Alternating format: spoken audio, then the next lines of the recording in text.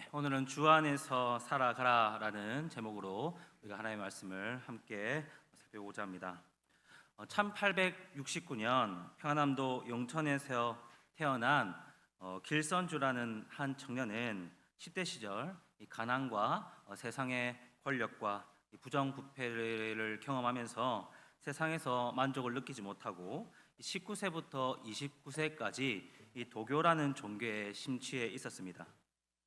그는 오랜 수련을 통해 신비한 체험도 하고 주위 사람들에게 도사라고 불릴 만큼 이 도교 안에서는 높은 경지에 올랐다고 합니다.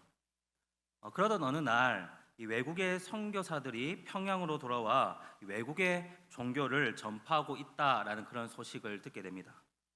당연히 이 길선주에게는 이 외국 선교사들이 이 눈에 보기에 좋게 보일 리가 없겠죠. 그래서 그의 제자였던 이 김종섭이라는 사람을 보내서 그들이 전하는 종교가 무엇인지 그리고 그들의 선교사들이 어떤 사람들인지에 대해서 알아보라고 지시하게 됩니다. 그 후에 몇 달 뒤에 돌아온 그의 제자 김종섭은 가서 잘 알아보고 돌아온 것이 아니라 오히려 기독교인이 되어 돌아와서 길선주를 전도하게 됩니다. 김종섭은 교회 신문과 이 전도 책자를 주며 이 길선주를 전도하였고 도교를 통해서도 늘 영적 목마름에 있었던 이 길선주는 이 김종섭이 전해준 이 기독교 신문과 책자를 읽으며 조금씩 마음이 열리기 시작했습니다. 특히 이전과 달라진 그의 제자 이 김종섭의 모습을 보며 어쩌면 기독교가 진짜 종교일지도 모른다는 막연한 생각을 하게 되었습니다. 하지만 20년 넘도록 이 도사라고 불릴 만큼 높은 경지에 오른 이 종교를 개종하기란 쉽지 않았습니다. 그러자 이 김종섭은 이 길선주에게 한번 기도해 보라고 이야기하게 됩니다. 그리고 김종섭의 말대로 김선주는 그날 먼저 자신이 신봉하던 삼령신국께 기도했습니다.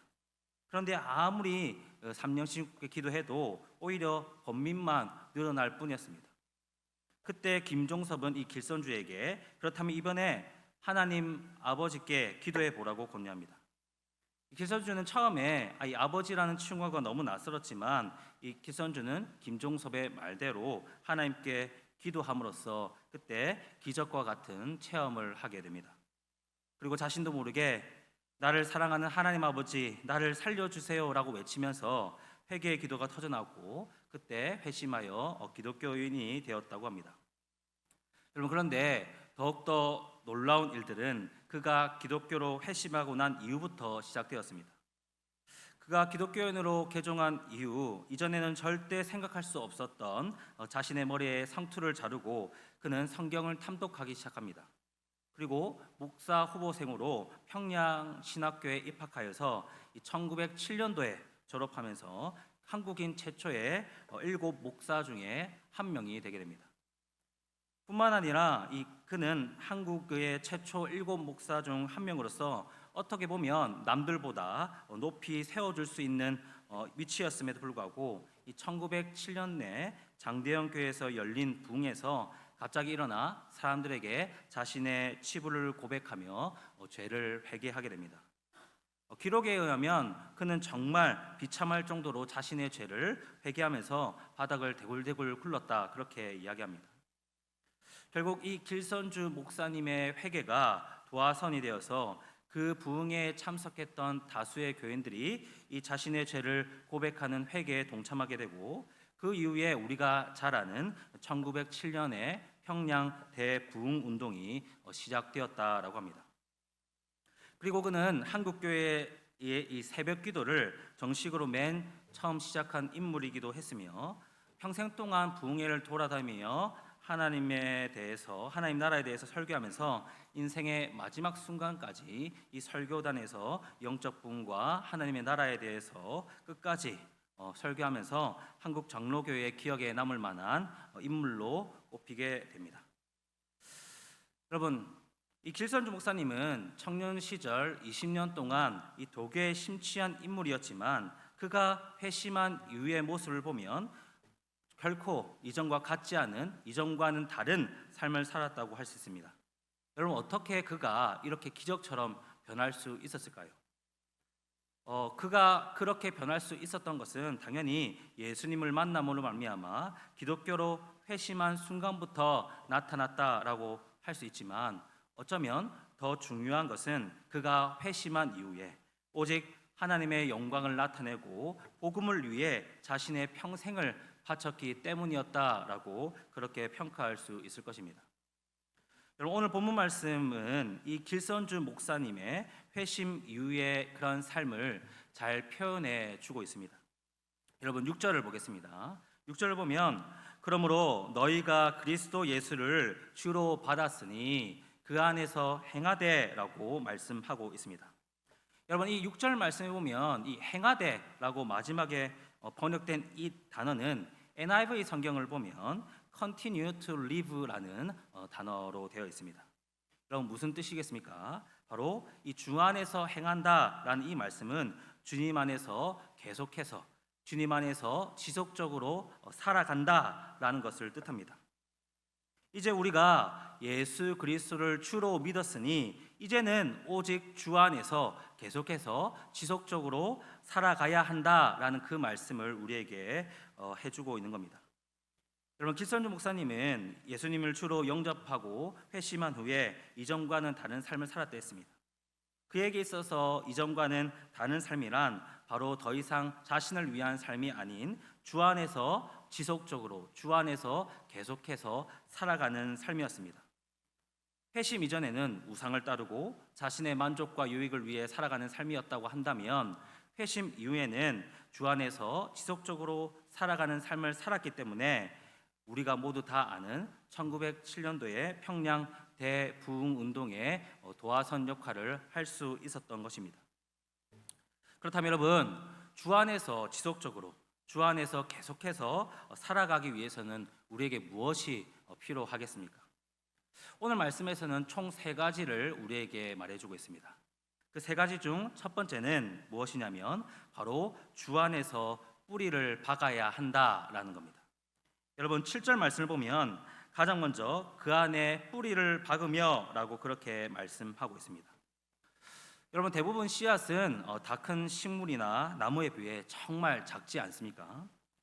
그러나 그 작은 씨앗이 하나가 잘 자라면 아름다운 꽃이 되기도 하고 새가 깃들 정도의 정말 큰 나무로 성장하기도 하며 또한 맛있는 열매를 맺는 나무가 되기도 합니다. 정말 작은 씨앗 안에 엄청난 생명력이 담겨져 있다라는 겁니다. 여러분 그런데 중요한 것은 아무리 엄청난 생명을 가진 씨앗이라고 할지라도 그 능력을 발휘하기 위해서는 무엇이 필요하겠습니까? 네, 밭에 심어야 한다라는 겁니다. 밭에 심겨져 뿌리를 내리지 않으면 그 씨앗의 생명력은 절대로 발휘되지 않습니다. 마찬가지로 영적으로 보면 우리는 예수님을 나의 구주로 영접함으로써 믿음이라는 작은 씨앗을 얻게 되었습니다. 믿음의 씨앗 그 안에는 정말 엄청난 생명력과 능력이 있습니다.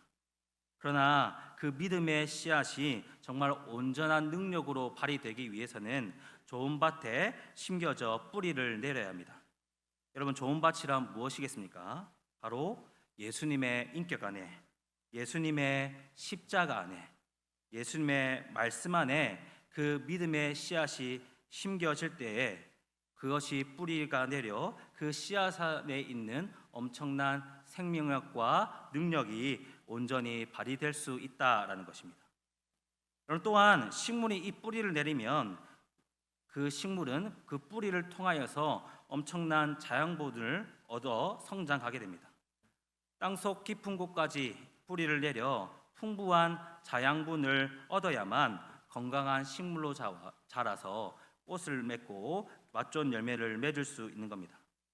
여러분 그리고 뿌리가 온전히 내리면 어떤 위협적인 상황에서도 견딜 수 있는 힘이 생깁니다. 여러분 큰 나무일수록 태풍과 풍파가 몰려와도 다른 나무에 비해 결코 잘 쓰러지지 않고 뽑히지 않는 이유는 그만큼 깊고 단단한 뿌리를 내렸기 때문입니다. 여러분, 뿌리가 깊지 않는 식물은 결국에는 뽑히거나 쉽게 말라 죽는 것을 우리가 볼 수 있지 않습니까? 밭을 가꾸시는 분들이 많다는 것을 제가 알고 있기 때문에 참 잘 아실 겁니다. 잡초는 손으로 뽑으면 정말 잘 뽑히지만 그에 비해서 아무리 작은 나무라고 할지라도 나무는 손으로 뽑기가 결코 쉽지 않습니다. 그럼 왜 그렇습니까? 잡초는 뿌리가 깊지 않고 않지만 나무는 그에 비해 깊이 뿌리를 내리기 때문입니다. 그만큼 잡초에 비해 뿌리가 깊이 박혀 있는 나무는 주위의 어떤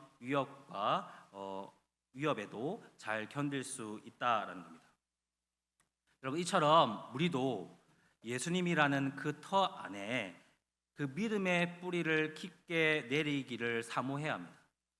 우리의 믿음이 예수님의 터 안에 깊이 뿌리를 내리면 내릴수록 우리는 더욱 크고 건강하게 믿음이 성장할 수 있을 뿐만 아니라 하나님이 기뻐하시는 거룩한 열매를 맺을 수 있고, 어떠한 고난과 풍파가 우리 가운데 몰려온다 할지라도 우리는 흔들리지 않는 믿음으로 성장해 갈 수 있다라는 겁니다.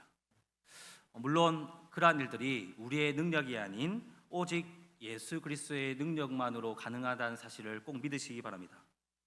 여러분, 그렇다고 하더라도 저와 여러분들이 할 수 있는 일이 아무것도 없다, 무작정 그렇게 예수님이 하시기까지 기다려야 한다라는 말은 아닙니다.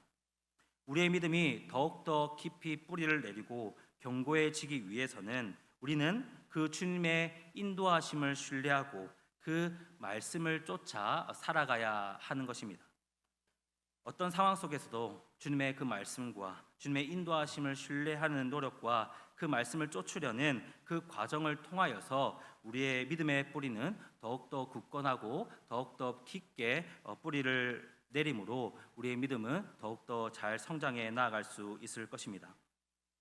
여러분, 둘째는 무엇이냐면 바로 주 안에서 세움을 받아야 한다라는 겁니다.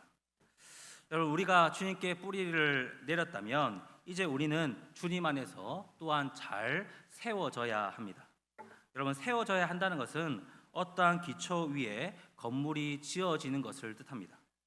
집을 만들 때 기초 위에 점차 집의 구조물들을 세워 모양을 갖추어 나가는 것처럼 우리가 주님 안에서 그렇게 세움을 받아야 한다라는 것이죠. 여러분, 이전에 제가 포항에 있을 때 저희 부부가 사용하고 있는 교회 사택 앞에 정말 아무도 살지 않는 허름한 기압집 하나가 있었습니다.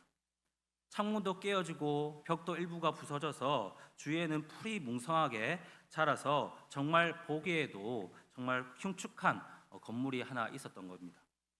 그거는 늘 길 잃은 고양이만이 머무를 공간이었습니다. 그런데 어느 날 어떤 젊은 부부가 그 땅을 사서 그 기와집을 허물고 2층짜리 정말 멋진 현대식 건물을 짓기 시작했습니다. 요즘 유행하는 건물처럼 큰 창이 있고 외벽도 이쁘게 벽돌로 올려서 주위의 다른 건물들과는 비교할 수 없을 만큼 정말 아름답고 멋지게 건물을 지었습니다. 그런데 제가 교회를 오가며 아침 저녁으로 그 건물이 세워지는 것과 그리고 그 이후의 과정들을 제가 살펴보면서 제가 경험한 것이 있는데, 아무도 관심을 두지 않았던 그 공간에 정말 아름답고 멋진 집이 하나 세워지니 이전에 허름하고 눈살 찌푸렸던 그 귀갓집의 기억은 온데간도 없고 그 집이 처음부터 있었던 것처럼 주변의 분위기도 조금씩 바뀌기 시작했다라는 겁니다. 특히 그 건물 1층에 주위에 있는 큰 카페에서 빵을 굽는 장소로 대여해서 그 1층을 사용했고 아침마다 빵 굽는 그런 냄새가 진동하게 되었는데, 이전에는 출근을 위해서 아무 말 없이 지나갔던 사람들이 좀 더 밝고 흥미로운 얼굴을 하고 그 빵 굽는 냄새를 맡으면서 그 건물 앞을 지나가며 그 건물을 손가락질하면서 서로 많은 대화를 나눈 것을 볼 수 있었습니다. 이게 불과 몇 달 만에 이루어진 변화였습니다. 그래서 무슨 생각이 들었냐면, 건물을 지을 때 정말 튼튼하게 짓는 것도 중요하지만 이쁘고 아름답게 건물을 짓는 것도 정말 중요하겠구나라는 생각이 들었습니다. 그냥 무조건 튼튼하게 짓는다고 해서 좋은 집이 아니라 아름다운 모양을 잘 갖춘 집이 정말 좋은 집이라는 것입니다. 여러분, 예수님 안에서 세움을 받는다라는 것은 이와 같습니다. 튼튼하고 건강하게 믿음 안에서 성장해야 할 뿐만 아니라 동시에 아름다운 모양을 우리는 갖추어 가야 한다라는 겁니다. 여러분, 다시 말해서 우리의 삶 속에 하나님이 보시기에 아름다운 열매를 맺는 자들이 되어야 한다는 겁니다. 여러분, 주위를 돌아와 보면 예수님에 대한 믿음은 확실하지만 선한 열매를 맺지 못하고 늘 주위에 불신과 불화, 미움과 시기로 삶을 채우는 그리스도인들이 적지 않습니다. 믿음과 삶을 분리하여서 이분법적으로 생각하기 때문입니다. 그러나 여러분, 한 식물 안에 뿌리 따로, 줄기 따로, 열매 따로 구분하여 생각할 수 없는 것처럼 우리에게 이 믿음과 삶이란 것은 결코 구분하여 생각할 수 없습니다. 만약 내 믿음만큼 삶의 열매가 제대로 맺어지지 않는다고 한다면 우리는 우리의 신앙을 한번 점검해 봐야 합니다. 예수님께 뿌리가 제대로 박혀 있는지, 예수님으로부터 그 성장할 자양분을 우리가 지속적으로 얻고 있는지, 그리고 믿음의 기초가 든든히 세워져 있는지 우리는 돌아보고 고민해 보아야 한다라는 겁니다. 그리고 그 문제가 있다면 앞서 우리가 말씀드린 것처럼 우리는 그 문제를 안고 다시 예수님께 나와야 합니다. 왜냐하면 우리를 온전히 믿음 가운데 세우실 수 있는 분은 오직 예수 그리스도 한 분밖에 없기 때문입니다. 오직 우리의 좋은 밭이 되어주시는 예수님을 통해서만 우리는 하나님의 자녀로서 그 온전하고 아름다운 모양을 갖출 수 있는 것입니다. 그 예수님의 안에서 믿음으로 담대히 나아가는 우리들이 되기를 소망합니다. 마지막 셋째로 우리는 주 안에서 믿음을 굳게 세워야 합니다. 여러분, 오늘 본문 말씀 7절 하반절을 보시면 교훈을 받은 대로 믿음에 굳게 서서라고 기록되어 있습니다. 여러분, 이 말씀은 우리가 받은 그 하나님의 말씀을 더욱 깊이 이해함으로 우리의 믿음을 더욱 강하게 해야 한다라는 뜻입니다. 우리는 신앙생활하며 하나님을 아는 지식에 있어서 더욱 성숙해져야 합니다. 우리는 더욱 깊은 하나님의 진리를 추구하며 사모하는 자들이 되어야 합니다. 다른 세상적인 교훈이나 거짓된 교훈 앞에 우리의 마음을 쏟아버리지 않고 오직 하나님의 말씀, 이 성경 안에 있는 그 말씀을 붙들고 우리는 하루하루 살아가야 한다라는 겁니다. 그런데 세상 사람들은 부정적이고 편협한 시각을 가지고 성경은 가치 없다라고 생각합니다. 더 나아가 성경은 시대에 뒤처지며 현대 시대의 성경은 아무런 유익을 가져다 주지 못한다, 그렇게 판단하기도 합니다. 그래서 세상 사람들은 성경을 한 장 읽는 것보다 베스트셀러나 유명한 고전 문학들을 찾아서 읽는 것이 더 유익하다, 그렇게 말하곤 합니다. 또한 우리가 성경을 읽을 때면 때로는 뭐 이런 걸 보냐며 우리에게 핀잔을 주기도 합니다. 우리 교회 이야기는 아니지만 제가 이전에 교회 사역을 하면서 이런 이야기를 들은 적이 있습니다. 한 학생을 상담하게 됐는데 그 학생이 저한테 이런 얘기를 하는 거예요. 저녁에 성경을 펴서 읽으면 부모님이 와서 꾸중을 한다라고 합니다. 제가 그 이야기를 들었던 학생의 부모님은 제가 아는 선에 있어서는 교회 안에서 믿음이 꽤 좋은 집사님으로 알려져 있었습니다. 너무 이해가 안 돼서 왜 그러냐고 자초지종을 물어보았습니다.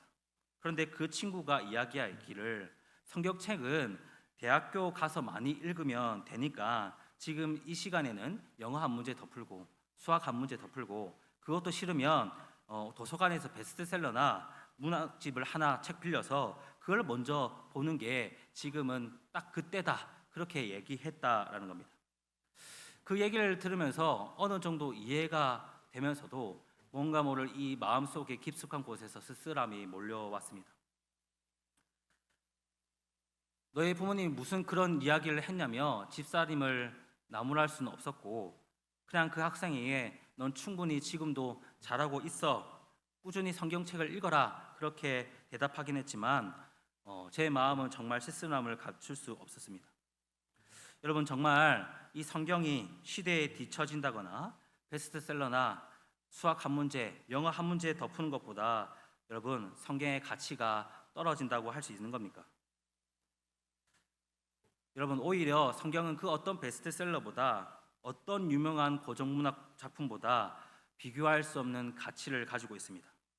여러분 왜 그렇습니까? 성경은 하나님의 말씀이기 때문입니다.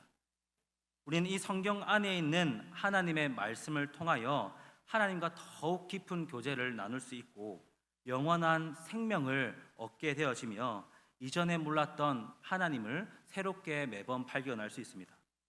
우리가 하나님의 말씀을 더욱더 가까이 하고 더욱 연구하면 연구할수록 우리는 하나님의 모습을 더욱더 닮아갈 수 있고 세상의 빛과 소금의 역할들을 감당하며 세상을 변화시키는 리더로서 하나님께 쓰임받을 수 있다라는 겁니다. 여러분, 우리는 진짜 하나님을 아는 지식에 있어서 더욱더 성숙해져야만 합니다. 하나님의 말씀을 늘 가까이 할 수 있어야 됩니다. 세상 속에서 흔들리지 않는 강하고 담대한 믿음은 오직 이 하나님의 말씀을 가까이 하는 것에서부터 시작한다는 사실을 꼭 기억하시기를 바랍니다. 사랑하는 성도 여러분, 우리 그리스도인들의 삶은 예수 그리스도를 주로 믿으면서부터 시작합니다. 그러나 그 회심 사건이 우리 신앙에 있어서 중요한 터닝 포인트를 제공해 주지만 그것이 우리 신앙에 있어서 전부가 되어서는 결코 안 될 것입니다. 우리 그리스도의 삶은 바로 예수님을 믿고 난 이후부터 진짜 시작된다라고 할 수 있습니다. 그래서 우리는 늘 예수님 안에서 지속적으로 살아가는 자들이 되어야 합니다. 오늘 말씀처럼 예수 그리스도 안에서 뿌리를 받고 세움을 받아 더욱 그 하나님의 말씀 가운데 하나님의 아는 지식에 더욱더 충만해지도록 주님을 우리가 늘 가까이서 붙들어야 하는 것입니다. 만약 우리가 이러한 믿음의 성장을 사모할 때 성령께서는 우리에게 친히 우리의 믿음이 성장할 수 있도록 우리를 도와주실 것입니다. 그러한 기대감을 가지고 이번 주도 살아가며 그렇게 결단하시기 바랍니다. 세상 가운데 살아가는 자들이 아니라 우리를 위해 십자가에 달려 죽으신 그 주님 안에서 지속적으로 계속해서 살아가는 자들이 되겠다고 결단함으로 성령의 인도하심과 주님의 충만한 은혜를 누리는 우리들이 되기를 주님의 이름으로 소망합니다.